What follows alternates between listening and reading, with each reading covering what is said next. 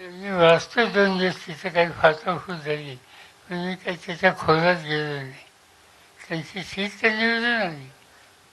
R S S काही मासिक आहे विवेक म्हणून त्याच्यामध्ये असं सांगण्यात आलेलं आहे की अजित पवार महायुती बरोबर आल्यामुळे आता भाजप नाराज झालेला आहे. अजित पवारांनी महायुतीत येणं कितपत योग्य वाटतं तुम्हाला? असं आहे की तो महायुतीच्या लोकांचा प्रश्न आहे. मी आजच्या इंडियन एक्सप्रेसमध्ये एक बातमी वाचली आणि आजच्या इंडियन एक्सप्रेसमध्ये फ्रंट पेजला एक बातमी आहे की विवेक नावाचं काही वर्तमानपत्र आहे. विवेक विवेकने ह्या जे सांगतात ती बातमी दिलेली आहे. आणि याच्या आधी मी अशीच बातमी ऑर्गनायझरमधून वाचली होती. आता ऑर्गनायझर आणि विवेक याच्या पाठीमागे कोणती विचारधारा आहे तिचा शोध घ्यावा लागेल.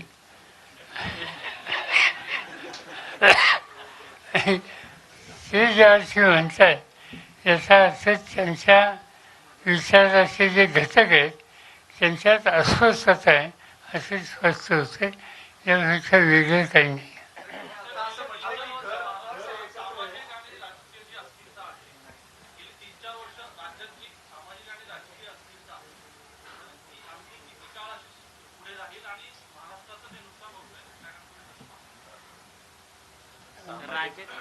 सामाजिक आणि राजकीय जी अस्थिरता आहे ती किती काळ राहील आणि तुम्ही त्याच्याकडे कसं बघता असं?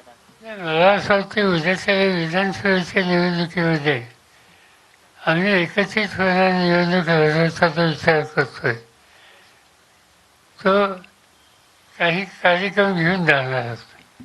तो कार्यक्रम घेताना तो म्हणजे फार मोठा मॅनिफेस्टो ठेवा असं मला वाटत नाही.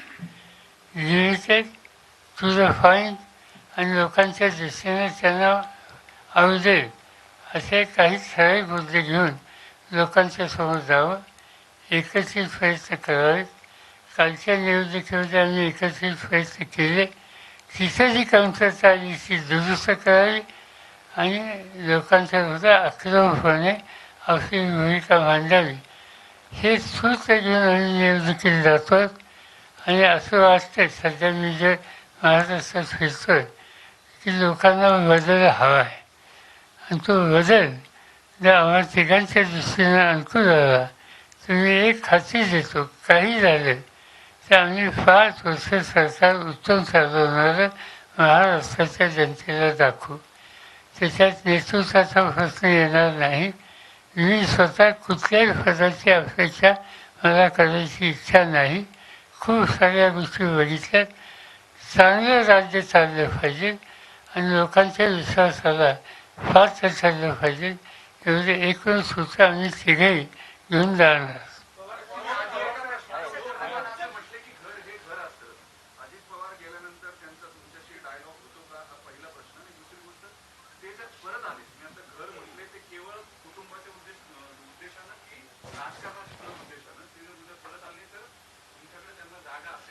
नाही नाही, घर काही सांगितलं नाही. घरात सगळ्यांना जागा आहे.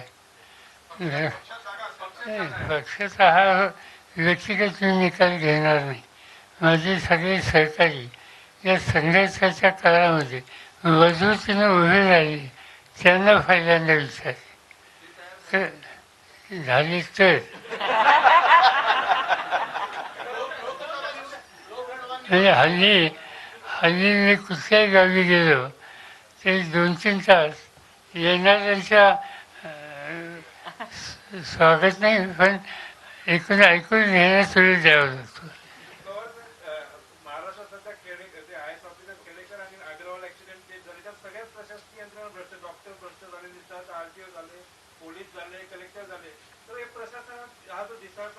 महाराष्ट्रातील पुण्याची खूपच नॅशनल लेवलला बदनामी होते. तर नेमकं प्रशासनाचं असं हे कशामुळे असं होतंय की सगळ्याच यंत्रणा पटापट सामील होते या करप्शन मध्ये? खरं या देशामध्ये 3 राज्य एकेकाळी प्रसिद्ध होती प्रशासनामध्ये. एक त्यावेळी त्याला म्हणायचे बॉम्बे स्टेट, महाराष्ट्र असताना मी Bombay that include part of the Gujarat असो.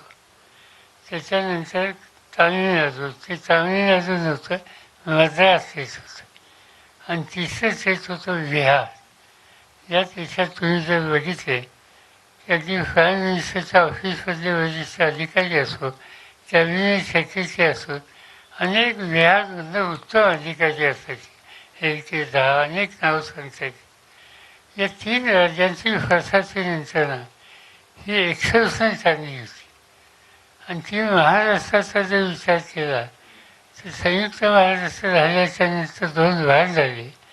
पण 2 भाग झाले तर जे पहिले मुख्यमंत्री जे होते यशवंतराव चव्हाण, त्यांनी प्रशासनाची एक दिशा दाखवली आणि ती दिशा अनेक वर्ष जाणीवपूर्वक सांभाळली. त्याच्यात वसंतराव नाईक असतील, त्याच्यात शंकरराव चव्हाण असतील, अनेकांची नावं घेतायची.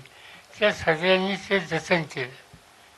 मी सांगणं योग्य नाही, पण आम्हाला लोकांच्यापर्यंत ॲडमिनिस्ट्रेशन आणि प्रशासकीय यंत्रणा यांच्याशी अतिशय सुसंवाद होता. आणि कधीही आज जे ऐकायला मिळतं ते कधी ऐकायला मिळत नव्हतं. हल्ली दुर्दैवानं या सगळ्या यंत्रणेकडे वळत असताना मी म्हणेल तसे निर्णय घेण्याची प्रवृत्ती ही वाढलेली आहे.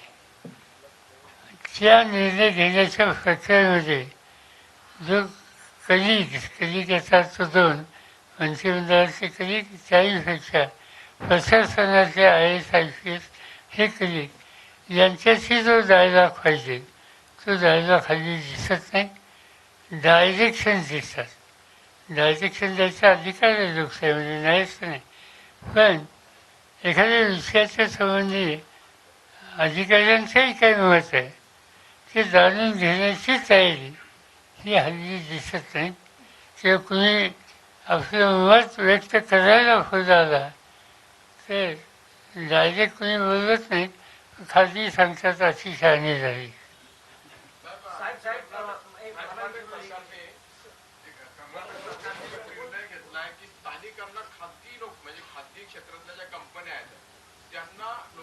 आरक्षण देण्याबाबतचा कर्नाटक सरकारने घेतला. त्याचप्रमाणे महाराष्ट्रात पण अलीकडे 2 निर्णय म्हणजे लाडकी मुख्यमंत्री लाडकी बहीण योजना आणि एक आज काहीतरी असं काहीतरी हे झालेलं आहे. या 2 निर्णयाकडे तुम्ही नाही, कर्नाटक सरकारचा निकाल कोर्टात टिकणार नाही, तो काही टिकणार नाही. आता हे लाडकी बहीण, लाडका भाऊ या सगळ्या गोष्टी आपण या बजेटमध्ये बघितल्या. बजेट हे दरवर्षी मांडलं जातं.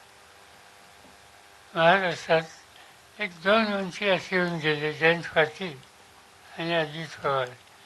या दोघांनाही 5, 6, 7, 8 वेळेला बजेट मांडायची संधी मिळाली.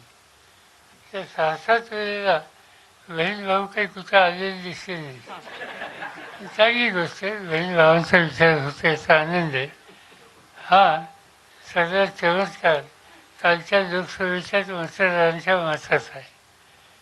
आणि म्हणून मतदारांनी मतं व्यवस्थित दिली तर बहीण भाऊ सगळ्यांची आठवण होते.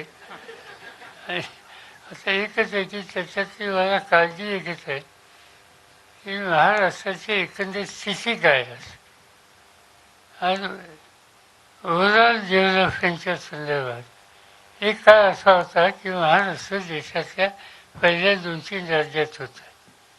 परवा नियोजन मंडळाने जी यादी प्रसिद्ध केली त्याच्यात महाराष्ट्राचा नंबर 11 आहे. म्हणजे आपण 11वर जाऊन पोहोचलो आज. हे चिंता करण्यासारखं चित्र आहे.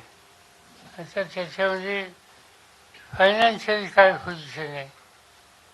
अंदाजे 7,80,000 कोटीचं कर्ज आज महाराष्ट्राच्या डोक्यावर आहे.